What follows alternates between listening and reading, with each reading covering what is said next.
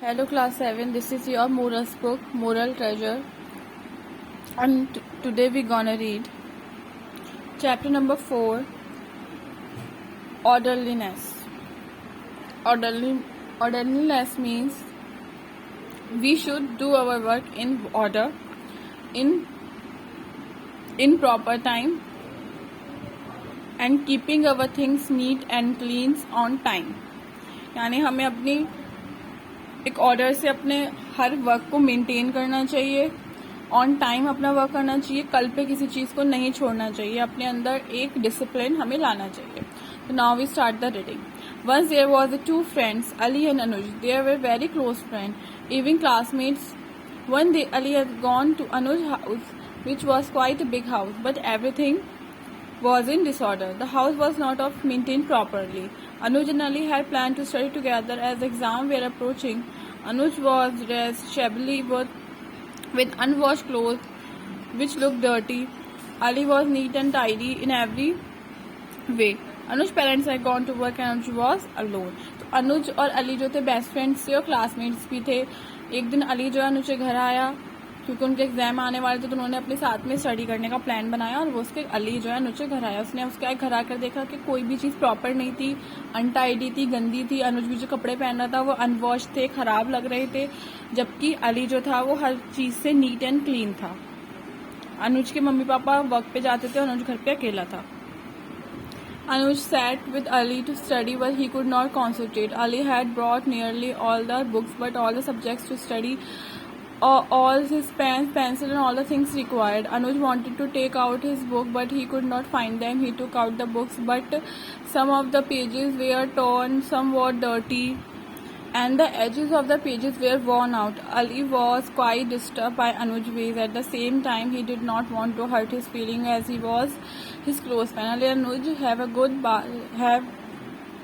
bath first, and then change your clothes. You will feel fresh, and then you will able to concentrate better. You will first arrange your things properly so that you find everything without wasting time. Anuj did as Ali told him. He felt more attractive and energetic. Both the boys took out Anuj's books and repaired them as well as they could. Ali helped Anuj to arrange and keep everything neatly.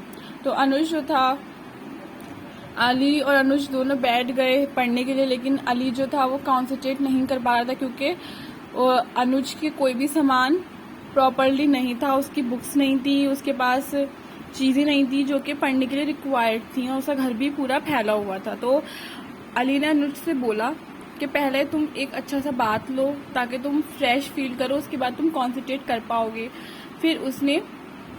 फिर दोनों जब उसने अनुज ने बात ले लिया तो उसे अच्छा फील हुआ. फिर दोनों ने मिलकर अनुज की बुक्स को ठीक करा जितना वो कर सकते थे, घर को नीट एंड क्लीन करा, घर की सफाई करी, और उसके बाद दोनों ने मिलकर घर को साफ किया. Then they worked together for some time and it was time for Ali to leave. Ali told Anuj, orderliness is dressing helps a person to be healthy and impress others. Orderliness is keeping things properly, help a person to find things easy and also save time and energy. Anuj was impressed by what Ali had told him. Ramzan festival was falling 2 days later. Ali told Anuj to previous day of Ramzan Eid, come to my house, my friend are also coming, we will have a good time. तो अली ने जाते जाते अनुज से कहा कि orderliness जो है वो हेल्प करती है एक इंसान को उसकी चीज़ें सही जगह पर रखने के लिए और उसका टाइम ना वेस्ट होने के लिए. हमें हमेशा अपनी चीज़ें सही जगह पर रखनी चाहिए ताकि हमारा टाइम वेस्ट ना हो, हमें वो चीज़ें मिल जाएं. अनुज बहुत इम्प्रेस्ड हुआ अली इसकी बात से. रमज़ान का फेस्टिवल आने वाला था, रमज़ान ईद का 2 दिन रह गए थे. तो वैसे ही अली ने अनुज से कहा कि तुम मेरे घर पर आओ, मेरे और फ्रेंड्स भी आ रहे हैं और हम लोग अच्छा टाइम स्पेंड करेंगे साथ में. As planned, Anuj went to Ali's house. Anuj was surprised to see that it was a small house with about 15 to 20 members in the family. The house was neat, tidy, and well arranged. Ali and his parents welcomed Anuj and other friends who had come to celebrate Ramzan Eid.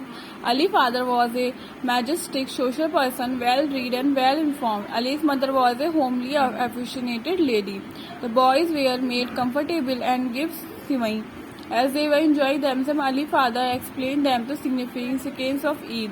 All the boys enjoyed themselves and left for their home. Anuj too came home. अनुज के जैसे plan था, अनुज अली के home गया ईद की खुशी के लिए, और वो बहुत सरप्राइज हो गया ये देख के कि छोटे से हाउस में कितने लोग रहते हैं। उसका हाउस नीट एंड क्लीन था, वेल अरेंज था। अली के पेरेंट्स ने सबका स्वागत किया। उसका हाउस बिल्कुल नीट एंड क्लीन था। अली के पापा जो थे वो बहुत ज़्यादा इंफॉर्मेटिव पर्सन है, तो उन्होंने सारा अपना सिग्निफिकेंस बताया, ईद के बारे में इम्पोर्टेंस बताई। उसकी मम्मी हाउस मेकर थी, तो उसकी मम्मी सब काम में लगी हुई थी। तो वो इंजॉय करा सारे बॉयज़ ने, और वो फिर अपने घर आ गए। He discussed his experience with his parents.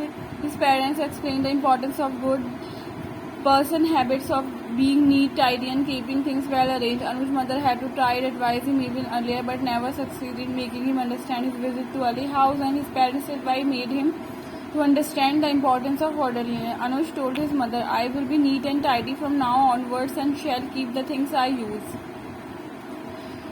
back in their right place. I will also help you maintain the house neat and tidy." His mother was very happy to see good change in Anuj and hugged him.